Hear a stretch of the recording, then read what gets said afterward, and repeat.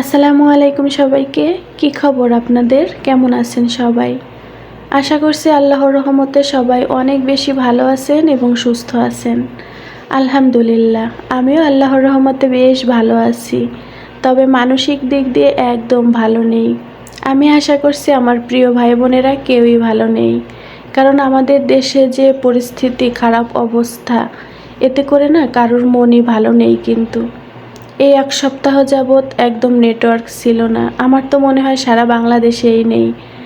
তো আমি কোনো ভিডিও আপলোড করতে পারিনি, আমার ভাই বোনের খবর নিতে পারিনি, আর আমার খবরও আপনাদেরকে দিতে পারি নাই। আমি অনেক বেশি মিস করেছি আপনাদেরকে।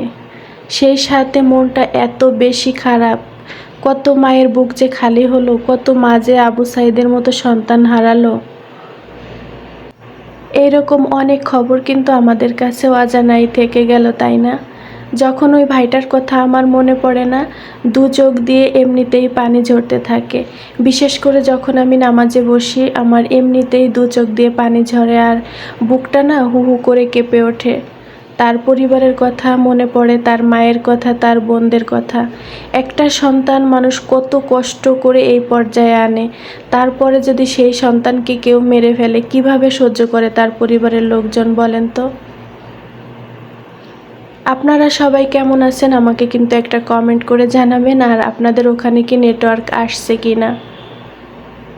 সবাই সাবধানে থাকার চেষ্টা করবেন। সবাই সবার জন্য দোয়া করবেন যেন আর কোনো মায়ের কোল না খালি হয়। আর আমার ভাই বোনেরা যে উদ্দেশ্যে আন্দোলন করছে, সেই উদ্দেশ্য যেন সফল হয়। আল্লাহ তাআলা সবসময় কিন্তু সত্যের পক্ষেই থাকেন। তো ইনশাআল্লাহ আমার ভাই বোনদের স্বপ্নটা সফল হবেই। এই ভিডিওটা আমি করেছিলাম গত বৃহস্পতিবার রাতে। আমার ছেলে কয়েকদিন ধরেই কালাভুনা খেতে চাইছিল, তো গরুর গোশ বাসায় ছিল না, ওকে কালাভুনাটা না করে দেওয়া হচ্ছিল না। তো রাতের বেলা ওর বাবা আসার সময় গোশটা নিয়ে আসলো, আর আমি ফ্রেশ গোশ দেখেই রান্নাটা করে ফেললাম।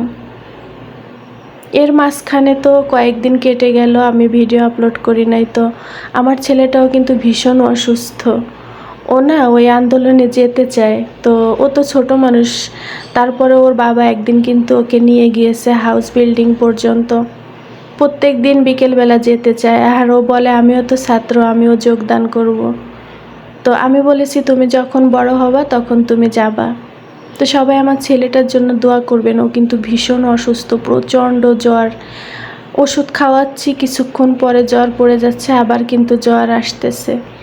চারিদিকের অবস্থা বিবেচনা করে মনটা কিন্তু একদমই খারাপ।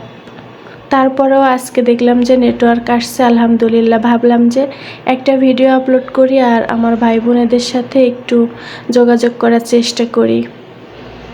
জানি না এই ভিডিওটি আমার ভাই বোনের কাছে পৌঁছাবে কিনা, আর নেটওয়ার্ক কত সময় থাকবে সেটাও জানি না। রান্নাটা আমার কমপ্লিট হয়ে গেছে। আমি রাঁধুনি কালাভুনার যে প্যাকেটগুলো থাকে, ওই প্যাকেট মশলা দিয়েই কিন্তু রান্নাটা করে ফেলেছি। তবে প্যাকেট মশলা দেওয়ার পরেও আমি একটু বাড়তি মশলা দিয়ে থাকি, এতে করে না রান্নাটা অনেক বেশি মজা হয়। সাথে একটু বেগুন ভাজা করেছিলাম। বেগুন ভাজাটার সাথে পেঁয়াজ আর মরিচ দিয়ে খেতে আমরা ভীষণ পছন্দ করি। পরের দিন যেহেতু শুক্রবার ছিল, তো শুক্রবারের দিন আমার ছেলেটা গোশ খেতেই চায়। তো ভাবলাম যে রাতের বেলায় রান্নাটা করে দেই, ও রাতেও খাবে, পরের দিনও খেতে পারবে। আর হ্যাঁ, আজকের ভিডিওটি কে কে দেখছেন আমাকে ছোট্ট করে একটা কিন্তু কমেন্ট করে জানাবেন, আমার তাহলে অনেক বেশি ভালো লাগবে। আর আপনারা কেমন আছেন আমাকে কিন্তু জানাতে ভুলবেন না। রান্না বান্না শেষ করে ফেলেছি, আর জয়কে কিন্তু আমি ভাতটা দিয়ে দিয়েছিলাম, ও খেয়ে নিয়েছে।